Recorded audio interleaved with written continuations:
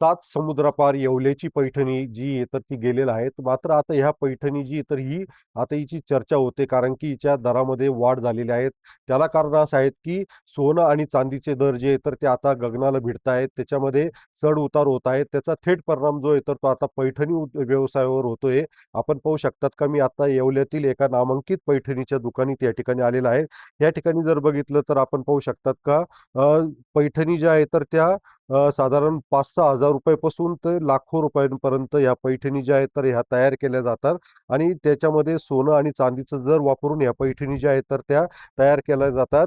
तर ह्या पैठणीच्या दरामध्ये वाढ झालेली आहे. आपण या ठिकाणी जे काही दुकानदार आहेत त्यांच्याशीच बोलणार आहोत. भाऊ मला हे सांगा नेमकं पैठणीमध्ये सोनं आणि चांदीचं जर वापरलं जातं तर याचा काय बाजारभावावर परिणाम झालेला आहे काय सांगाल? 100% पूर्वी जी चांदी यायची, जरी जी यायची आमची, ती ₹4,000 किलो प्रमाणे असायची. आज त्याच जरीचा भाव आमचा हा ₹85 किलो प्रमाणे झालेला आहे आणि रेशम जे यायचं ते ₹55 किलो प्रमाणे असायचं. आज त्याच रेशमचा भाव ₹7,000 किलो प्रमाणे झालेले आहेत. त्यामुळे साड्यांचे भाव हे वाढलेले आहेत. एकंदरीत या ठिकाणी काही ग्राहक महिला सुद्धा आहेत. ताई तुम्ही या ठिकाणी ज्या काही पैठणी आहेत, तर यांच्या किमती वाढलेल्या आहेत. तर काय सांगाल तुम्हाला परवडतं का या पैठणी? हो, गेल्या वर्षी आम्ही जेव्हा आलो होतो, त्यावेळेस पैठण्यांच्या किमती जरा कमी होत्या. पण ह्यावेळेस बघितलं तर जरा त्यांची वाढ भरपूर झालेली आहे.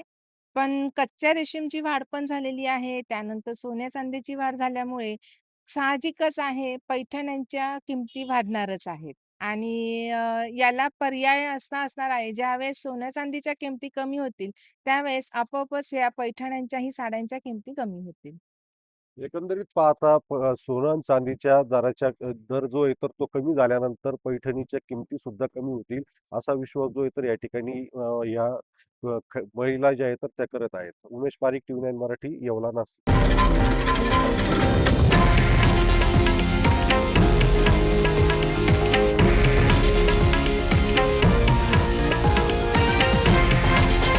हे आहे देशातील नंबर 1 न्यूज नेटवर्क आणि आपण पाहत आहात TV9 मराठी, एकमेव.